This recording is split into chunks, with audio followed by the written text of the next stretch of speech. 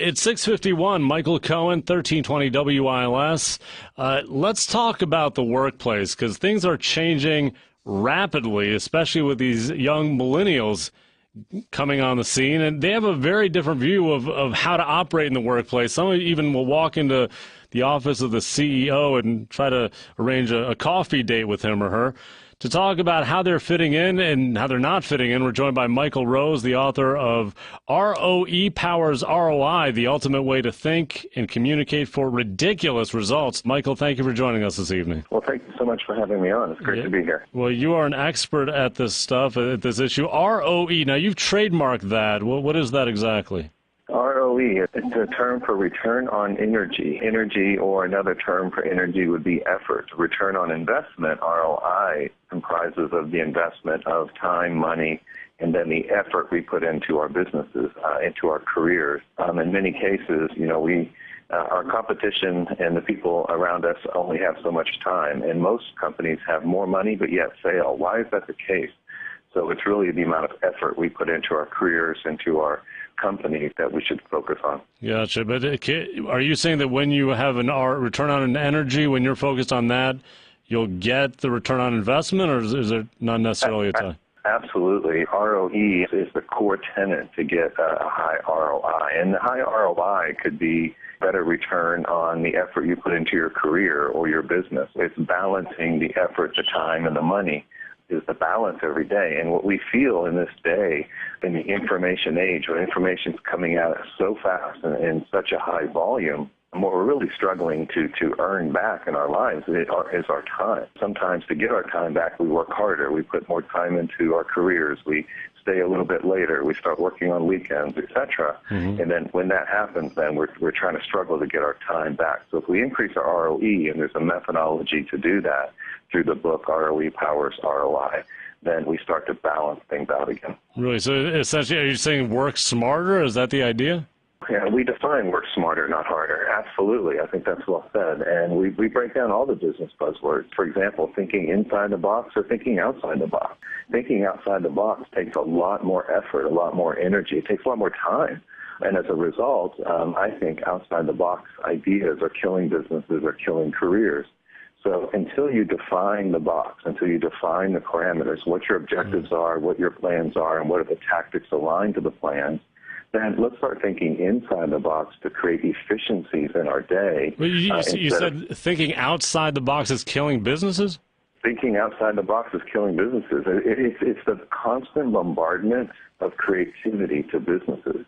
For example, because, as I mentioned, we're in the information age, because we are constantly exposed to new ideas, new ways of thinking, and it's generally the leader, the managers in the company who are exposed to the latest leadership principles, listening to the latest, greatest speaker out there, and then they come back into the organization with all these ideas, and then the people who are writing strategy, the people who are implementing plans on the field, on the front lines, are getting bombarded with these distractions on a daily basis and on a weekly basis, and that's essentially what the ideas then start to create, are distractions. Now, I'm not saying businesses and careers don't need a high dose of ideation, a high dose of ideas, but there's a time and a place to think outside the box. I'm talking to Mike Rose. He's an author, speaker, CEO of Mojo Media Labs, author of the book ROE Powers ROI. So how do millennials, these young people, how do they fit into this idea of, especially when you're talking about thinking within the box, do they cooperate with that?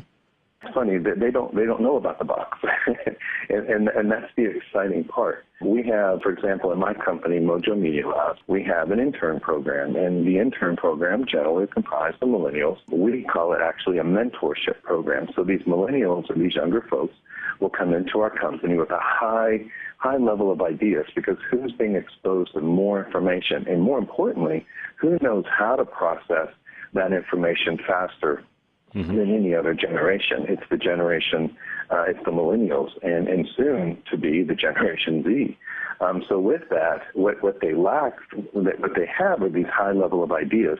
They can work really, really hard on the action, but what bridges ideas to action are plans or strategies. And to actually be a solid planner, to be an experienced person who can write smart plans, specific, measurable, actionable, realistic, and time-bound, comes experience. Well, but let me ask you this. Do millennials respond to administrative structures and to instructions that are given to them to follow specifically?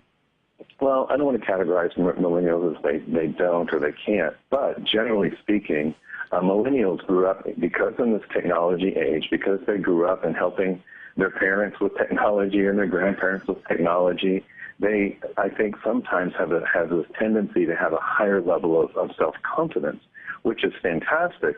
But when you put them in a structured environment like a business, then it starts to, they struggle with not their ideas or what they've been trained to do in college, but where they struggle is how to fit in to a hierarchy that's been established in many cases for a very long time. As an example, we had an intern who we later hired.